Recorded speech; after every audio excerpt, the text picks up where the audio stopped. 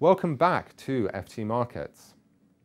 Emerging market economic growth has slipped to its slowest pace since the 2009 global economic crisis, according to new figures. That comes as developing nations struggle with the impact of a stronger US dollar and weaker commodity prices. To discuss whether this is a one-off bump on the road to progress or a sign of a deeper malaise, I'm joined by James Kynge, the FT's Emerging Markets Editor. James, can you take us through the data? Sure. I think if we look at the first chart here, what we're showing is that emerging market quarterly GDP growth fell to 4%, around 4% in the first quarter of this year. And as this shows, this was the lowest level since the crisis or the aftermath of the crisis in 2009. Now, it's important to state that these are not official numbers. These are a compilation of preliminary official numbers compiled by various research companies. In this case, it's Capital Economics.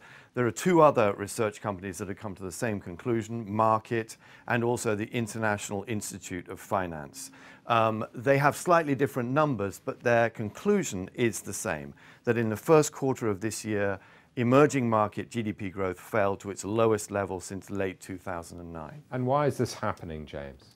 The main causes are primarily China and the weakening of Chinese demand for commodities, which is driving down commodity prices all over the world and helping to drive down energy prices, particularly crude oil. That is affecting the economies of those many emerging markets that export base metal commodities, soft commodities like food, and of course oil and other forms of energy. Also is the strong dollar. The strong dollar is affecting emerging markets in many different ways, but the key influence is that the strong dollar weakens emerging market currencies, and that makes emerging markets less attractive for investors to put money into, and that's why we're seeing a pretty significant capital outflow on a net basis from many of the largest emerging markets at the moment. And do you think this is a one-off bump, or is this a sign of things to come? Most of the analysts that we're talking to think that this is a sign of things to come. Several of the analysts are saying that this is actually the start of a new era, that this chart here may continue to go down, or at least we may see a slowing in momentum, growth momentum in emerging markets for several years to come. Some people are even talking in terms of decade. And we're seeing falling exports in your next graph.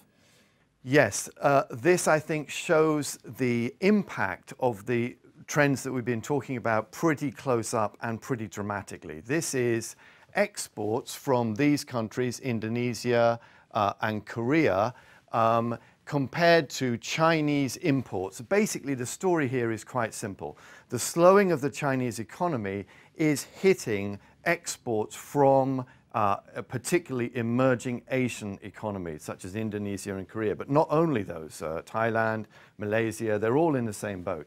And that just shows the impact that China is having not only on its region, but also on the world beyond, in emerging markets. Latin America is a very good example of a continent that's been hit because its exports to China have been really clobbered over the last 18 months or so. And do you think this could yet get worse, or do you think it's too early to tell yet?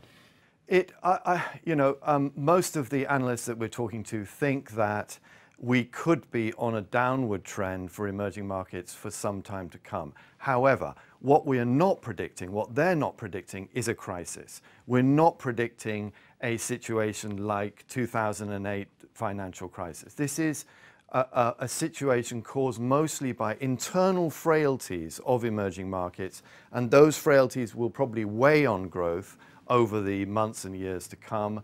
But at the moment, nobody's predicting a kind of falling off a cliff scenario. Thank you, James. So more frailty for the emerging markets as the shine comes off their post-financial crisis rally, but hopefully not too much longer.